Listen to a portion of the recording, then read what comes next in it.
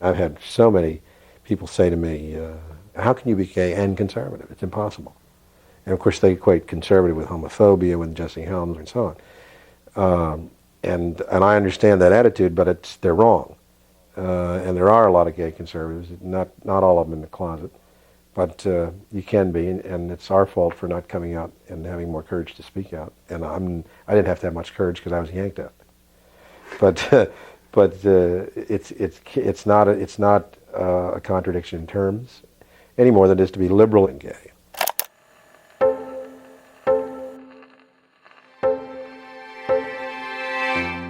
I'm Eric Marcus, and this is Making Gay History. When former Congressman Robert Bauman and I recently caught up on the past 30-plus years of his life in preparation for this episode, we discovered we both had the same question. What was he doing in my book? Among the 49 people whose oral histories I included in the original edition of Making Gay History, Bob Bauman is an anomaly. As he himself pointed out, quote, all these people that are heroes, and I'm a villain, so to speak.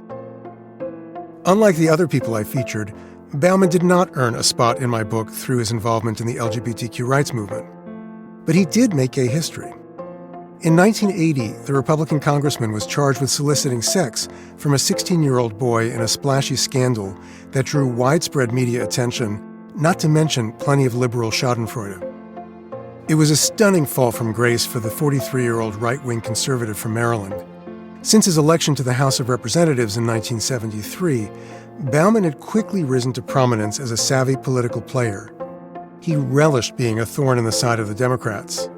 A 1976 New York Times article described him as the, quote, gadfly of the House, its most active nitpicker, its hair shirt, its leading baiter of its most powerful members. And as a staunch proponent of traditional family values, the devout Catholic father of four was no friend to gay people or their quest for equal rights. But as the scandal laid bare, Bauman had been living a double life. As he framed it at the time, he'd been brought down by the, quote, twin compulsions of alcoholism and homosexual tendencies. It seemed a classic tale of hypocrisy writ large, and I'm sure I was among those who thought that Bauman got what he deserved when his very public drubbing got him bounced out of office soon after. So how did I come to include him in a book about the gay and lesbian civil rights movement? I'm not sure, but I do love a good story, and Bauman's operatic downfall certainly had all the elements of one. Besides, in spite of the contempt I felt for who Congressman Bauman had been, he was still one of us. And I was impressed that after everything he'd been through, he was still standing. Bauman was born in 1937 in Bryn Mawr, Pennsylvania, to an unwed mother and adopted when he was 6 weeks old. His adoptive mother died when he was 8, and when his father remarried soon after, young Bob was sent off to military school in Virginia. If Bauman was a villain, he was a compelling one, even down to his origin story. So here's the scene. It's mid-December 1989. With 5 minutes to spare, I show up at what I think is Bauman's place in Washington, D.C. As it turns out, I'm off by about 20 blocks and have to race to the right address. I arrive 10 minutes late. I hate being late. But Bauman is gracious as he welcomes me at the door, flanked by Ruthie and Patrick, his Jack Russell Terriers. Bauman is a short, trim man with graying brown hair in a stylish cut. A more stylish cut than I expect to see on a conservative, I catch myself thinking. I've been warned that Bauman's not a nice guy, but I like him right away. We chat amiably about my work as I set up in his living room and clip my microphone to his crew neck sweater. I press record.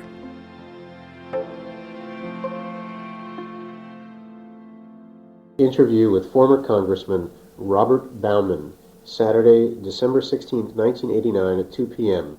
at the home of Robert Bauman in Washington, D.C. Interviewer is Eric Marcus. Tape 1, Side 1. Are the memories clear of that experience? What was a day like at school? A typical day there? Just a typical day at any military installation. Wake up in the morning, to a bugle and march to breakfast and march to class and march to lunch and march to gym and march to dinner and lights out. It's pretty much regimented throughout. Did it strike you as at all odd being sent away from home at that age? what struck me most of all was the terrible feeling of homesickness. Just total debility. You couldn't do anything. You just felt isolated and alone and sad and weeping a lot. Phone calls home, things like that. So you were on your own from a very early age. Yeah, I was on my own, and I decided if no one wanted me, because I took the experience as being sort of rejection. If no one wanted me, then I would show the world. I'd do it on my own. I didn't need anybody. And 3 years of analysis, 35 years later, pretty well confirmed that I had followed that pattern to a T. What sorts of things did you learn about boys growing up in that kind of environment? Well, I think that most of them were, as I was, essentially lonely. They came there usually because of discipline problems, but more often because their parents had no time for them or found them inconvenient. I think most of them shared the feeling of rejection and a lack of self-worth. But I think it manifested itself in a sort of macho conduct where everyone tried to outdo the other, and certain kids got sort of picked on. So it was a sort of brutal sort of system, but not unlike college hazing or high school or anything else. But it happened younger. Much younger, at a time when kids are a lot more vulnerable and impressionable. I mean, you had a range from about 6 to 12, 13 years old. And there was a lot of homosexual activity. Generally, the rule was that it was all right to engage in these activities, which were usually initiated by someone else. You didn't initiate them. I'm not sure how it ever happened if someone else was always had to be. But and another rule was unwritten was that it was acceptable to do these things, but if you appeared to want to do them too much, you were too eager, you enjoyed them excessively, then you were queer. Mm-hmm. Did you participate? Oh, sure. You were one of those kids who probably enjoyed it a little too much. No, I don't think you can say that in a erotic sense I enjoyed it as much as I did the closeness of another human being, the warmth of the embrace. The act of sex itself was certainly pleasing momentarily, but I think it was the closeness, and that would probably fit together with the whole situation I found myself in. What was going on in the outside world? Were you aware of what was going on in the outside world at that time? Oh, I had an acute interest in public affairs. In 1948, I was deeply emotionally involved in the election. I was very much for Tom Dewey's defeating Truman. Heartbroken when Truman won. What year did you identify yourself as a Republican? Was probably about a year before I went to military school. An aunt gave me a book about Lincoln called Abraham Lincoln's World. And my Aunt Louise, my father's sister, and I read it cover to cover twice. And I thought he was such I wouldn't have used the phrase then role model, but he was so pleasing to me as a human being that I became a Republican right then and there and vowed that I would be a lawyer and that I would go into politics. At the age of 7? Yes. You finished your 8th year at the military school. Yeah, I was there about, I guess, 2 full years, maybe. I'm trying to think, it was 2.5 years. Went to West Virginia where my father had been transferred. And that's when I was the first time I really had to live with my stepmother, and I don't think we were there a week together before it was total clash all the time. And I'm right then and there I decided, how can I get out of this? But one of my escapes was music in the form of the children's choir. A nun. I went to Catholic school. I was raised more or less an indifferent Methodist. I'm an indifferent Methodist. I thought for a second it was a denomination. Yeah, right. It sounds like it doesn't. But I got involved in this Catholic choir singing Gregorian chant, and the music and the liturgy literally entranced me, and I became a Catholic when I was, about 14. And for a time there I was greatly enamored of a young lady who was in my class, who was unrequited love. And So I became a Catholic, fell in love. What appealed to you about Catholicism? Well, primarily my historic sense was that if the church had been founded by the Son of God, Jesus Christ, I ought to belong to it. Mm-hmm. Were there any teachings that troubled you? No. Anything that was taught was right. You must have learned the Leviticus. No, that was much before people even talked about things like that. Uh-huh. Did you go away for high school? Oh, yes. I was in my sophomore year when I became a page, so I went 3 years to Capitol Page School. How did you even get the idea to become a page? Well, my interest in politics did not abate, and in 1952, Eisenhower versus Stevenson, I was 14 years old, I guess 15 years old. We had moved back to Maryland, and anyway, I got very active in the local campaign in Easton and formed a group of kids who rode around town on bikes for Ike, giving out although I was for Bob Taft for the nomination. I was not for Eisenhower, whom I considered an interloper. But anyway, it drew, my activities drew attention to me on the part of our local congressman, and I read in the New York Times, and it must have been December of 52, that the Republicans, having taken over Congress in the House and Senate, that all of the patronage employees were to be fired and replaced by Republicans. And they said, including the pages, of which there are, and they listed the number, it was like 50-some or something. Light bulb, I went on. And I had an appointment at the dentist that I had to leave school to go to. And instead of going to the dentist, I called and arranged an appointment to see the local congressman, who was also from Easton. You just called him up? Yeah, he called his secretary. And, well, Easton is not a big town. It's only 8,000 people, and Ted Miller was the kind of congressman that you'd see on the street and say, "Hi, Ted." I didn't know him, but I knew of him. I went to see him, and I told him I wanted to be a page. And he checked me out and said that people had given him good reports. And he said, "I will see what I can do," and I think I took office the day after Eisenhower did. I went to the Eisenhower inaugural as the congressman's guest. And the next day I was raised my right hand and swore oath and allegiance to the United States government against all enemies, foreign and domestic. The first time I did that, of many times. And I was a page. That must have been a very exciting moment. Oh, it was indeed. It was indeed. Not only was I escaping from my domestic situation, but I was right where I wanted to be. I mean, I could walk 30 feet from the page bench out through the main door and stand where Abraham Lincoln had been a congressman. Was your stepmother glad to see you go?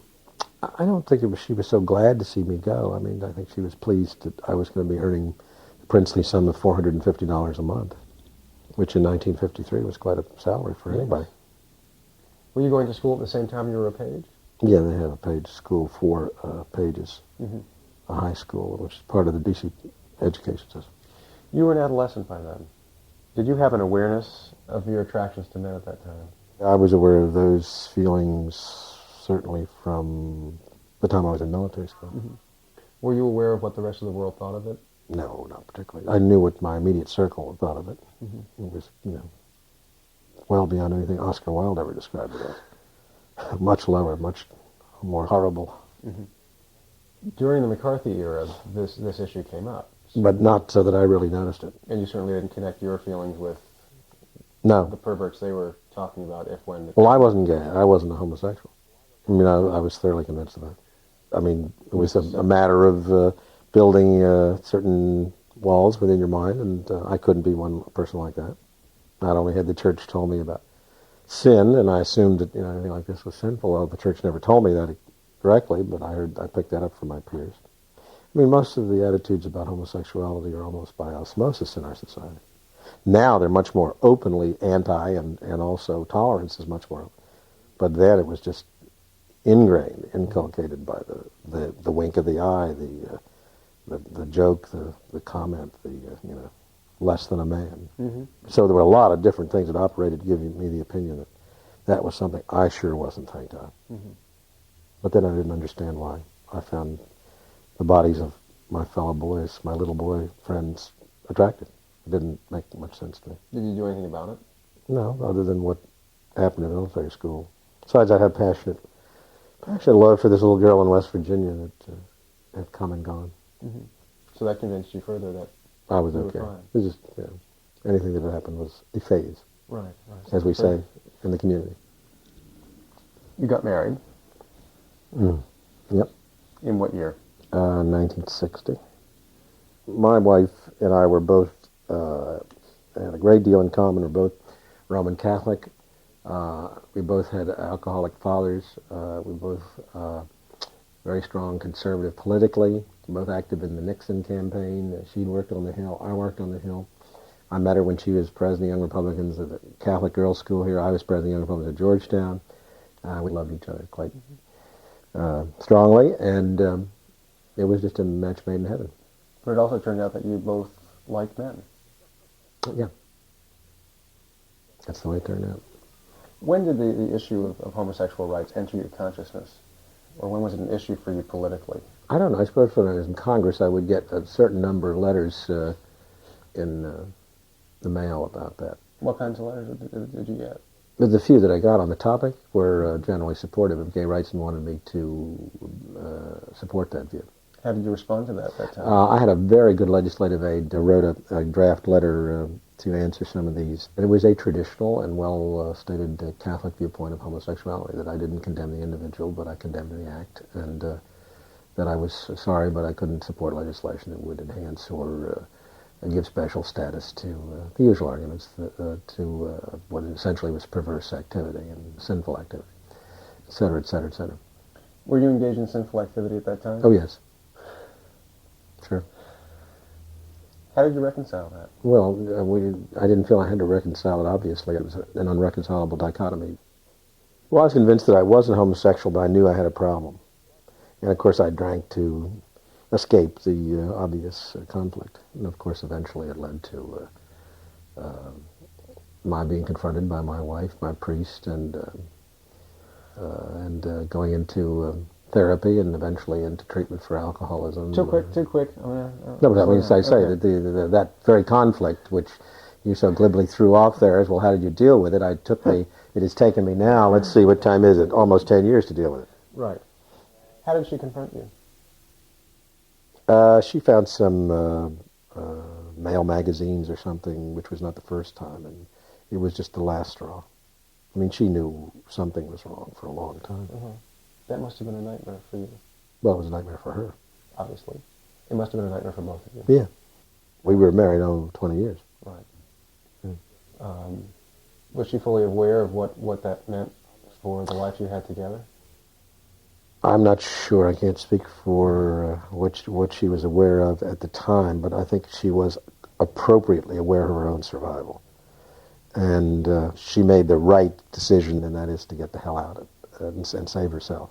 Mm-hmm. And she decided she was going to separate from me, and we were going to, although she didn't say so at the time, eventually it led to a divorce and even an annulment in the church. Well, did she come home one day and say, I'm leaving? Was that the confrontation?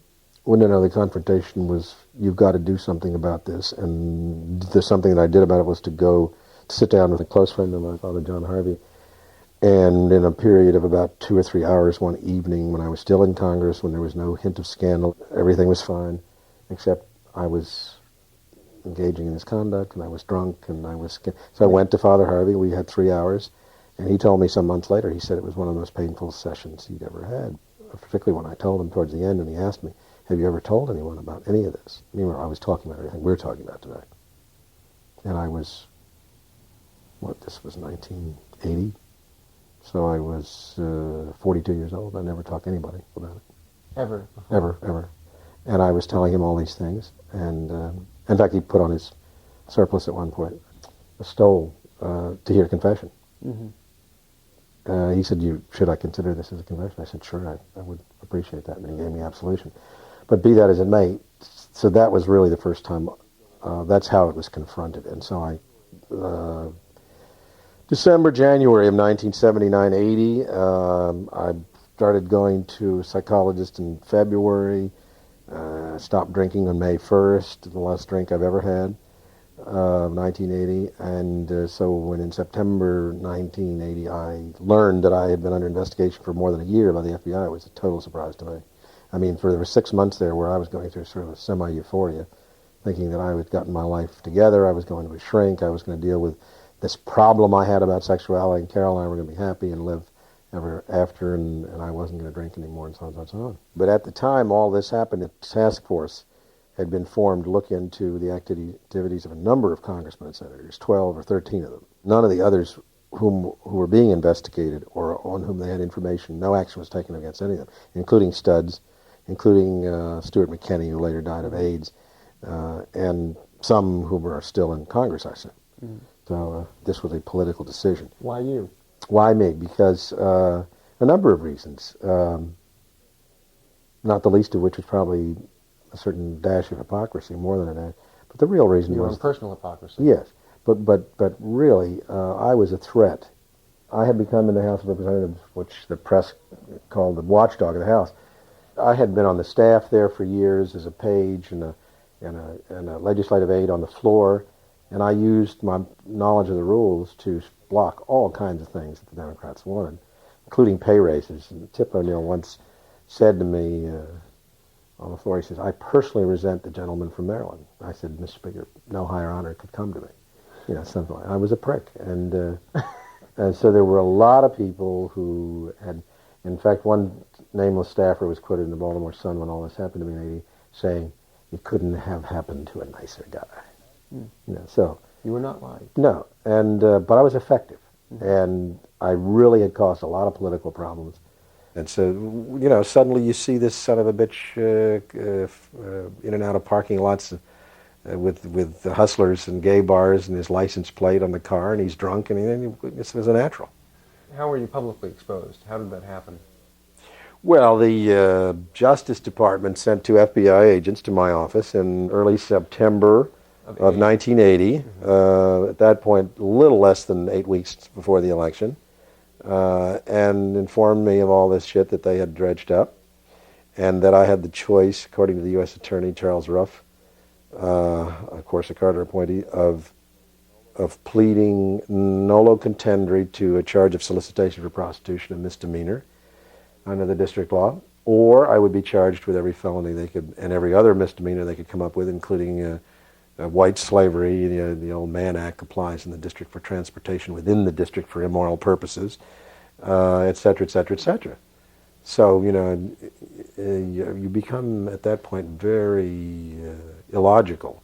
And I really thought I could contain the situation. It was all thought of in terms of the election, and that was the most important thing. And on October 3rd, I think it was, pleaded nolo, and of course I was the next 2 weeks were just front page every day, all over, not only in the Washington Post, but all over the world. And the press was so intrusive that we had to take the kids out of town for about a week.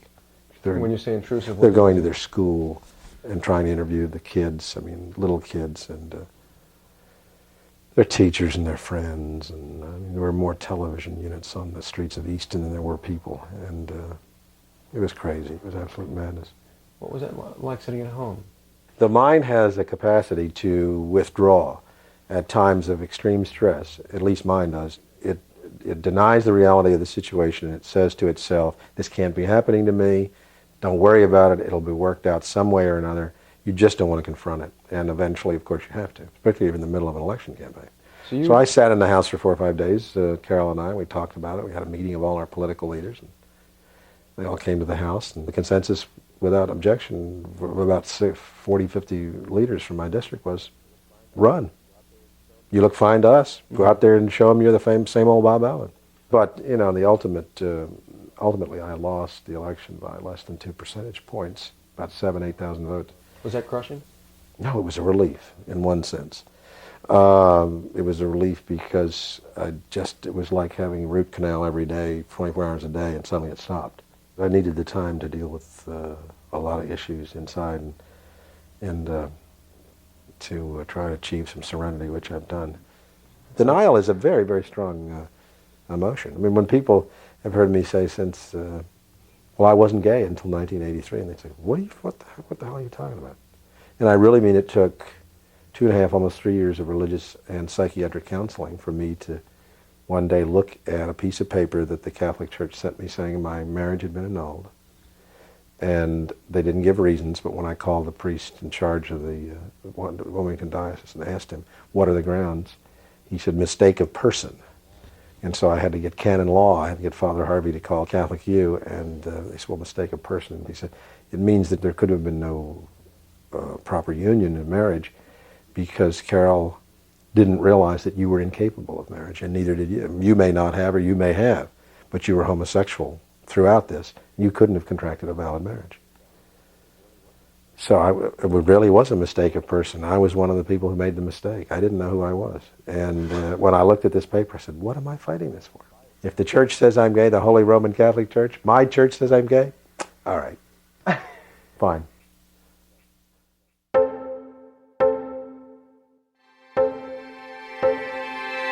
After Robert Bauman accepted his identity, he worked to support the movement in positive ways. That included testifying in 1983 before the American Bar Association to endorse legislation to ban discrimination against gay people. And he spoke at fundraisers for the Human Rights Campaign. But in the decades since I interviewed Bauman, he's mostly kept a low profile.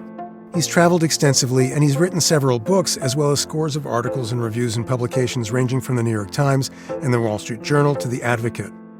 For the past 20 years, he's lived in Wilton Manors, Florida, one of the gayest cities per capita in the United States. When the dust had settled on the scandal that yanked Bauman out of the closet and upended his family, his youngest daughter, Vicky, found a silver lining. She told her dad, quote, "It's a good thing this happened in one way, because we would have never known who you were." Bauman, who is 85 years old, is close to his family, including his former wife, Carol, who also lives in Florida. In addition to their 4 children, they have 9 grandchildren and 4 great-grandchildren. Thank you to Making Gay History's hardworking crew, including producer Inga Detaya, audio engineer Michael Bognar, researcher Brian Faree, photo editor Michael Green, and our social media producers Christiana Pena and Nick Porter. Special thanks to our founding editor and producer Sarah Birmingham and our founding production partner Jenna Weiss-Berman at Pineapple Street Studios. And thank you to the New York Public Library's Manuscripts and Archives Division for their assistance with photos and other images. Our theme music was composed by Fritz Myers. Season 11 of this podcast has been made possible with funding from the Jonathan Logan Family Foundation, Broadway Cares Equity Fights AIDS, the Calamus Foundation, Christopher Street Financial, Sam Friedman, Mary Cadigan and Lee Wilson, Louis Bradbury, David Carollo, Andra and Owen Press, Patrick Hines and Steve Tipton, and Lauda Berth Lima and Ariella Rothstein. Thanks, Lauda and Ariella. Head to makinggayhistory.com to see photos of Bob Bauman as a kid, with his family, and with Richard Nixon and a number of other U.S. presidents. On our website, you can also find all our previous episodes, archival photos, full transcripts, and additional information on each of the people and stories we feature. And I invite you to join our new Patreon community, where $5 a month gets you access to exclusive new interviews and previously unreleased audio from the Making Gay History archive. And at the same time, you'll be supporting Making Gay History's mission. This week, we're adding video of a recent catch-up conversation I had with Bob Bauman, as well as a bonus clip from my 1989 interview with him, in which he tells a very surprising story about Harvey Milk. Find out more and sign up at patreon.com/makinggayhistory, or go to makinggayhistory.com and click on the Patreon link in our homepage banner. I'm Eric Marcus. So long, until next time.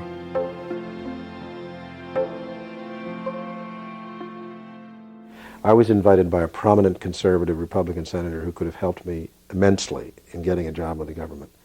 The last 10 years have not been kind to me economically. And he invited me to lunch at the Senate dining room. And he said, I really think you should get back into government. It's a shame Reagan doesn't have your advice in some position. And he said, I do want to ask you a question before I do anything. What do you think about homosexuality as a sin?